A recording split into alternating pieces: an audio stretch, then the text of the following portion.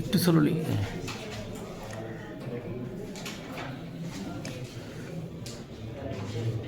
Media না থাকলে দেখাইতাম, দেখাইতে পারতেছি। হচ্ছে 2212।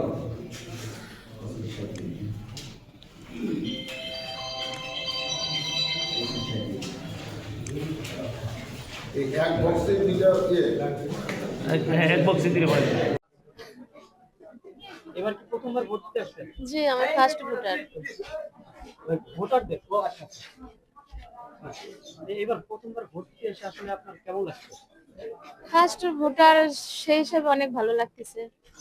ভোট দিতে এসে কি কোনো অসুবিধা মনে হচ্ছে? না, আমাদের কোনো সমস্যা মনে হচ্ছে না, অনেক ভালো আছে। ভালোভাবে ভোট দিতে পারবো আশা করি। ইনশাআল্লাহ এখন পর্যন্ত তো ভালোই লাগতেছে, যদি গঞ্জাম না হয়।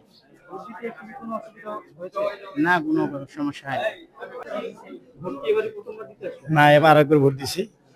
এবারে ভোটটা মোটামুটি সুষ্ঠুভাবে খুব ভালোভাবে ভোটটা হয়ে গেছে। ভোট দিতে আসছেন? জি জি, খুব ভালো লাগতেছে। আমার ছেলেকে নিয়ে ভোট দিতে এসে খুব ভালো লাগতেছে। হ্যাঁ, ভোট দিতে এসে কি কোনো অসুবিধা হয়েছে? না, কোনো সমস্যা হয় না, ইনশাল্লাহ খুব ভালোভাবে ওরা ভোট দিছে। এর আগে তো ভোটার ছাড়া ভোট হয়েছে, এবার ভোটের সিরিয়ালে দ্বারা ভোট দিতেছে। প্রত্যাশা কি জায়গায়? আমি সকালে জিরাবত এমএনটিস কলেজে আমি আমার নিচে ভোট দিলাম। এটা আমার গ্রাম। এই এই প্রতিষ্ঠান আমি প্রতিষ্ঠা করেছি। আরো গাজীর চট, আকবর মন্ডল এবং প্রাইমারি স্কুল ওইটা ভিজিট করে আসলাম। রাস্তার আরেকটি মহিলা কেন্দ্র দেখেছি, এখানেও 3-4টি কেন্দ্র। আর সব জায়গায় পরিবেশ সুষ্ঠু এবং ভোটাররা উৎসাহ উদ্দীপনা নিয়ে ভোট দিচ্ছে। আমার কাছে মনে হচ্ছে যে এটা হয়তো বিকাল পর্যন্তই থাকবে। আর তার অন্যতম কারণে লামবাই যেখানে 8 জন প্রার্থী, নির্বাচনটা কিন্তু খুব সহিষ্ণুতার সাথে স্বচ্ছতার সাথে আমরা আচরণবিধি মেনেই এই সবাই কাজ করার চেষ্টা করেছি। তার প্রতিফলন আজকেও পড়েছে।